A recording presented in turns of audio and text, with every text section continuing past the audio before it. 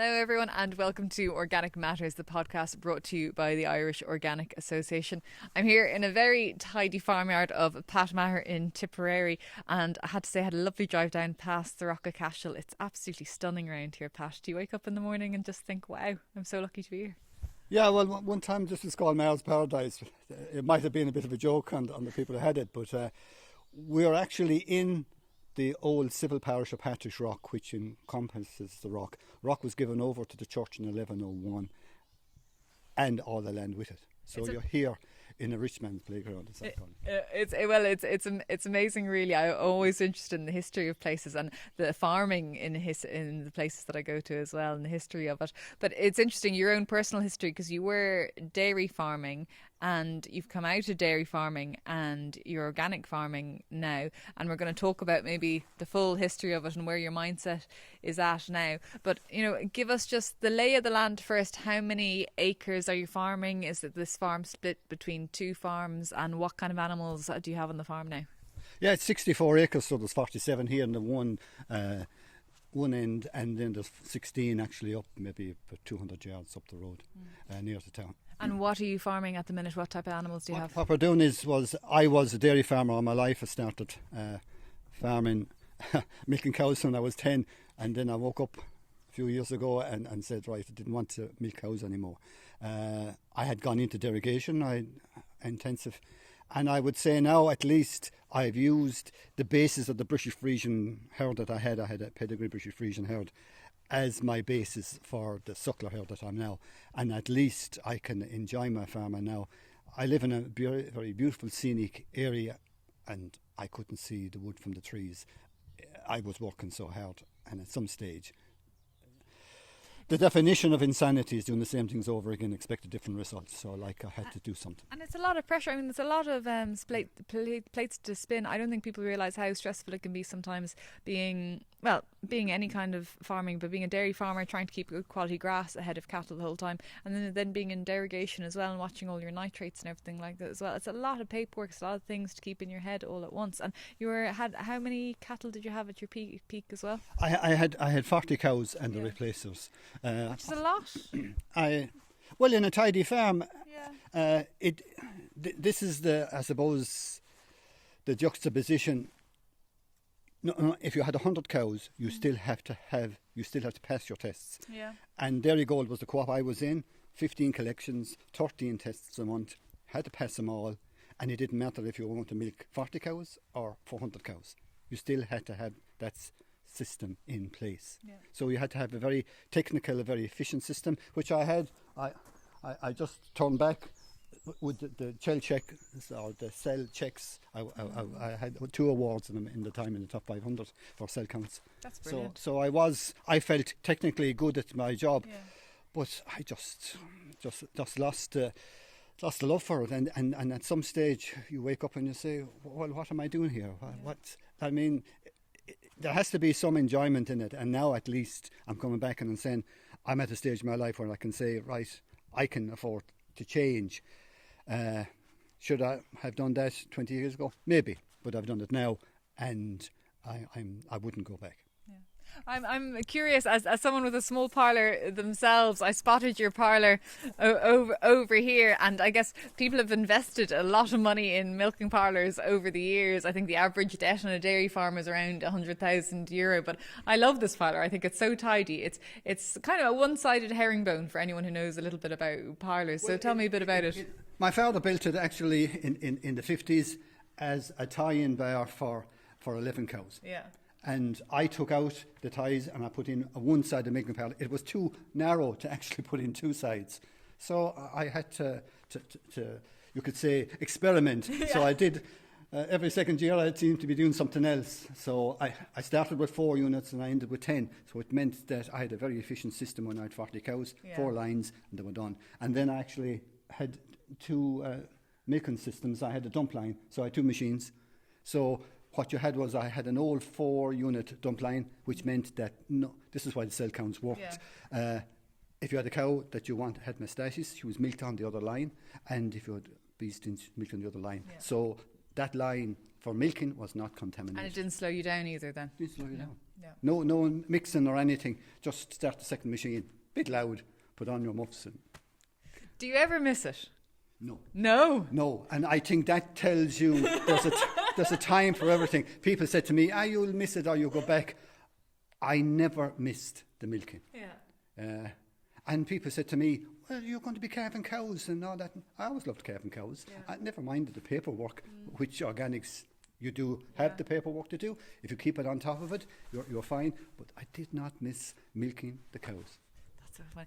What year then did you go into organics? And I mean, it's a big thing to go from a dairy farmer that had a nitrates derogation to being an organic farmer, and you're beef farming now. So that's a big transition. Yeah, so it's a big mental transition because everyone's always worried about what the neighbours are going to think.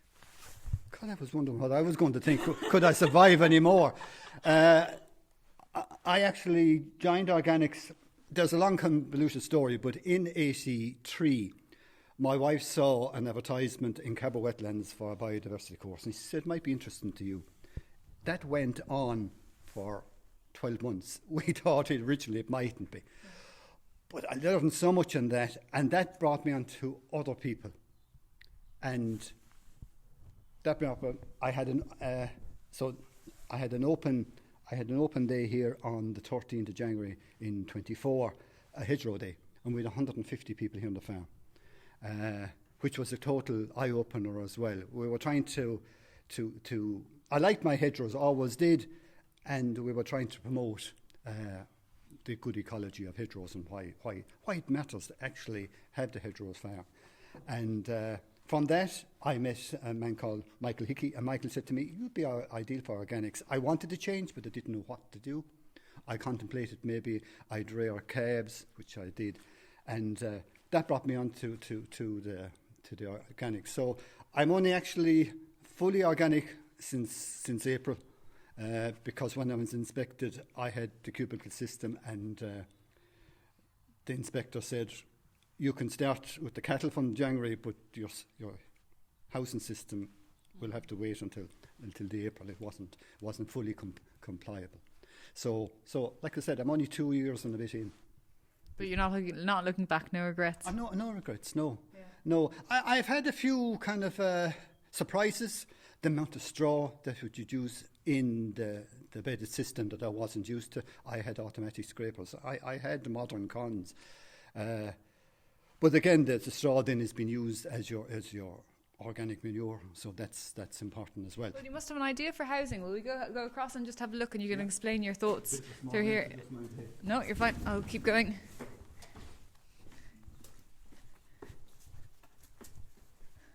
So you have quite a lot of space in a way. Oh, I had enough of space, but I'm saying all the cubicles were taken out. Okay. I had 2 lines of cubicles in the slab unit in front, so the cubicles were at right angles, so they were taken out. And you weren't tempted, because you can't have cubicles in an organic system, they just have to be slightly bigger. You weren't tempted to keep the cubicles?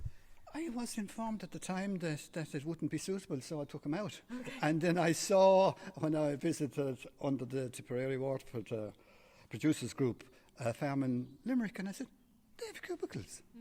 Now, it might be a little bit facetious, because what happens is that if you have cubicles, then you can only use that for one specific animal, while at least in the straw bedded you can chop and change as the season goes. So there's a huge advantages in that. I think I used 110 bales last year. I used 70 the year before, and I know last year was a wet year, but that's a lot. So, and then I cleaned it out in Christmas, but I found that the animals, again, people are saying, well, your animals, because you're on dairy, are cleaner than what you need to be in sucklers. I'm definitely going to do the Bacacci system. What's the Bacacci system? Yeah. What is it? Oh, what it is, it's what it does is that it's effective microorganisms developed by a Chinese or Japanese professor, where you actually spray on these organisms in a liquid form every time you change the beds. And what they will do, they will ferment, and they will actually start to break down the the actual straw and firms it up. So when you take it out, then you don't turn it, as I've turned it 4 times on my own. You actually ensile it, and it's anaerobic rather than aerobic. Because I listened to a podcast from a Scottish actually advisory group there a few months ago, and they were saying that 90% of all your carbon is actually gone back up in the atmosphere when you start turning. You're done. So you're learning the whole time. It's amazing. You've got a real passion and enthusiasm for it. Well, there's so much more. There's so much to learn. You're never too old to learn, and I'm proof of that. That obviously, no matter what you're doing, there's always something to actually learn. There's something, and one thing I would say about listening to all the podcasts and meeting with what I call fellow organic farmers now is that a lot of those organic farmers, they look outside the box.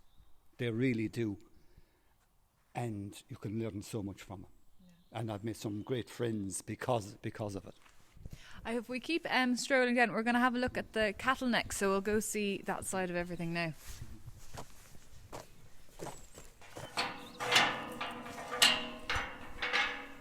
Pat, we've walked down this avenue here and we're standing in front of your suckler herd.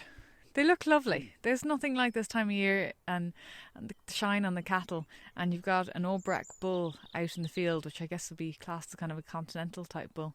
Do you aim for kind of certain breeds, or what are you kind of aiming for with the sucklers? No, I've always liked cattle. I had a British Friesian when I was dairying, and now I said I'll choose whatever would suit.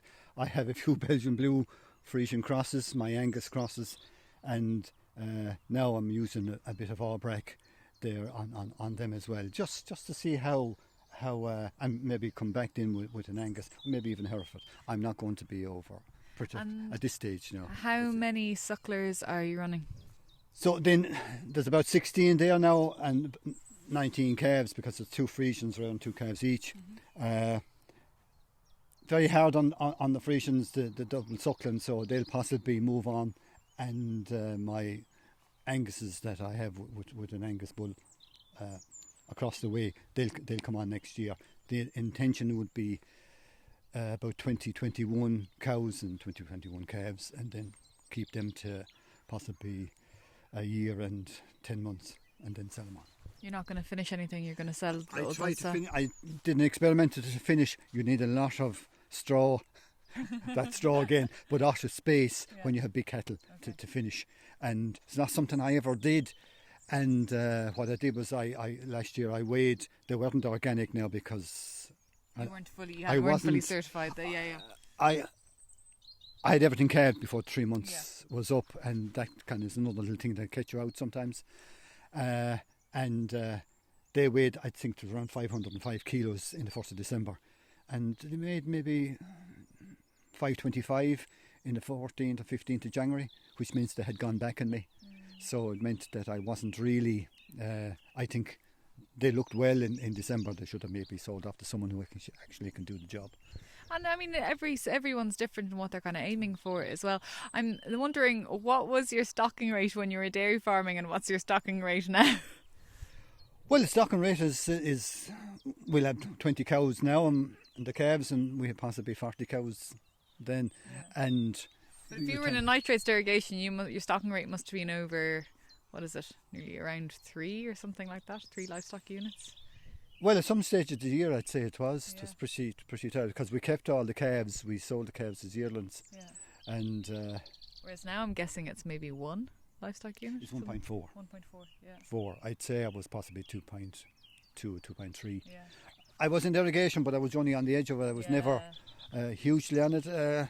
Again, all the cost of the manure and the rest of it, at least it's a nice thing now to say that I'm not worried about the cost of the manure, I'm not worried about the meal. I had 40 cows and I fed them 40 tonne of meal. That's a lot. That's but an I was awful able to get good yields in my cows, yeah. but it was at a price. Yeah. I had these ghost acres over in South America somewhere.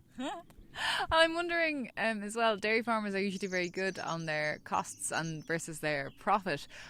Do you, like, how does that break down for you now, dairy farming costs versus organic farming costs, and then the profit from both of them? Well, I'm just over the 2 years, so I'm not really into where I have sold the organic stock. Yeah. But I tell you, at the moment, I feel I have as much money. I'm not turning over the money, Yeah. but definitely I have as much money left in my pocket than I used to have. And not the same stress. And not the same stress, no. And actually able to smell the roses rather than having your heads bent down so much that you were looking at your toes. Yeah, we've been walking around the farm. You have the most beautiful hedgerows. Like, they are absolutely luscious, and you can hear the birds in the background. They clearly like it. But you've been busy as well, because you're doing, is it a multi-species sward with chagasco, an organic one? Is that right? Or yes, I'm a monitor farm for the growing organics as well. See, I like work doing all these things. And they wanted to put in either the multi-species or the clover, and I said we'll put in both of them because I couldn't make up my mind. And the advantage of that, of course, then you have the experts who are we'll have an open day here on the 8th of July, so we'll have all the experts. They'll tell us what varieties work, what doesn't. So it's a great resource to have. And just today I had Orla Walsh as my Chagas advisor. We were setting a few underpants there for that. The cotton underwear test. Yeah. Test. So for anyone who doesn't know, you bury cotton underwear. It's a natural fabric in your soil. And what's it meant to show when you dig it up?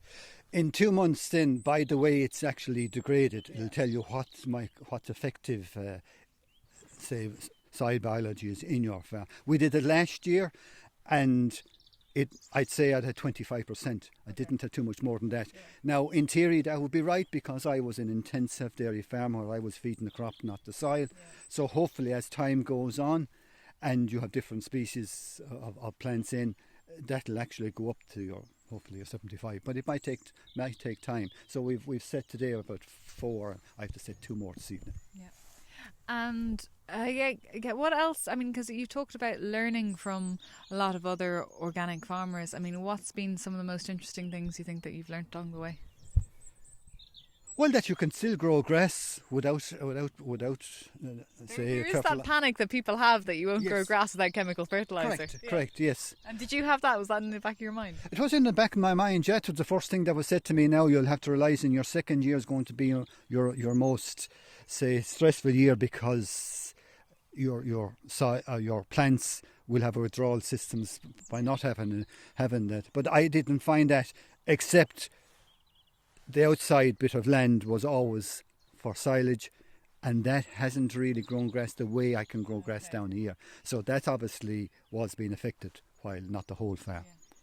But I can't see. I'm wondering, do you do any topping or anything? Because I wouldn't call dock leaves a problem, but I have a lot of dock leaves in some of my fields, even though we do quite a lot of topping. But you don't seem to have anything. They're very clean fields. I know we all have different versions of what's a nice field and what's not a nice field, but they look very, very nice. My system is to graze everything, okay. and I measure the grass. So if it gets too strong, then it's taken out. So at this stage, I have 5 or 6 paddocks taken out that hopefully in the next 10 days I will actually cut. So your dairy farmer training has stood you in good stead. Yes, I think the paddock system works, and also the fact, forget about the topping, but just cut for the silage. That cleans up your paddock as well. This is the funny thing about docks. What the docks, and like I said, I've done a lot of reading, so I've had to learn a lot of get into my brain a lot of information. Docks don't like being grazed, but they're full of minerals. Yeah. So in the grazing system, you don't really have a problem. You have the problem from the legacy of where you're cutting your silage at the rest. And in the silage ground, you'd still have the docks. But if you can say shift that around and not have the ideal system for the dock, which is plenty of slurry, plenty of nitrogen, and not being touched for 12 weeks, that dock will grow. It's a perfect environment for the dock. So it's changing around, switching around the environment actually, and. That has been a great learning too. Is that different plants are indicators of actually, like you said I have no docks, but I have a few thistles there. Now that thistles actually tells you that I've not overgrazed but undergrazed in some cases. That's what that actually indicates sometimes, that you're not grazing it properly enough. So would you be then of the school of thought as well that, you know, you're not overgrazing, you're moving cattle on? I'm wondering, how do you find the worm burden? Do you do any fecal egg testing or anything like that? Last year, and there wasn't any problems at all, which I was concerned about, because this is again in what I'd call in my intensive period. That was a routine. You started there. Worming cattle was a routine, and you did it every month. And first of all, you built up resistance. Secondly, you didn't need it. Or first of all, you didn't need it. Maybe that may be more important. And for anyone who doesn't know, who's maybe from a non-farming background, basically what we're talking about is worming cattle, and it can unfortunately become a routine, and then you build up a resistance to certain wormers. There are only a finite amount of wormers are available, so you don't really want to do that. So in organics, you're testing the animal's poo, the faeces, and then actually seeing if they need to be wormed or not before using a wormer, so you're not building up that resistance. And also as well, wormers, when they're released from the cattle in the dung, aren't necessarily good for the natural environment for things like dung beetles. Yeah. I've actually saw one of those big dung beetles there last year, first time in years. But there's the interesting thing about organics. Organics, as I said, the organic farmers are looking outside the box. Multi-species, which is now industry things. Fecal egg counts, when you think of it, that's what we should always be doing first. We should always be looking to check what did they need the worms in the first place. Clovers, now it's industry. So in actual fact, sometimes the most progressive farmers, I think, are those that are organic. Yeah, most avant-garde, the ones who are furthest ahead. Yeah, the furthest ahead. Do you? We're coming towards the end of the podcast now, Pat. Are there any kind of maybe tips you'd like to pass on to maybe other organic farmers or prospective organic farmers, or anything you'd like to add before we finish? Well, that's a 6 marker, as they said. I suppose the two things for me is that why not go and educate yourself. There's in our area here in Tipperary, Limerick, there's a very good producers group, and they have farm walks. Go out to those farm walks and talk to people. Definitely there is life without fertilisers. There is without synthetic fertilisers or sprays, and you'll have actually still make a decent living and actually have time to enjoy it. Well, Pat, thank you very much for that. For everyone who's been listening, you've been on Pat Maher's lovely farm here. You've been listening to Organic Matters, brought to you by the Irish Organic Association. This is season 5 of the podcast, so there is a huge back catalogue there for wherever you get your podcasts. We are going to have another podcast in 2 weeks' time. If you want to find out more about organics, go to www.irishorganicassociation.ie. But for me, Hannah Quinn-Mulligan, thank you very much for tuning in.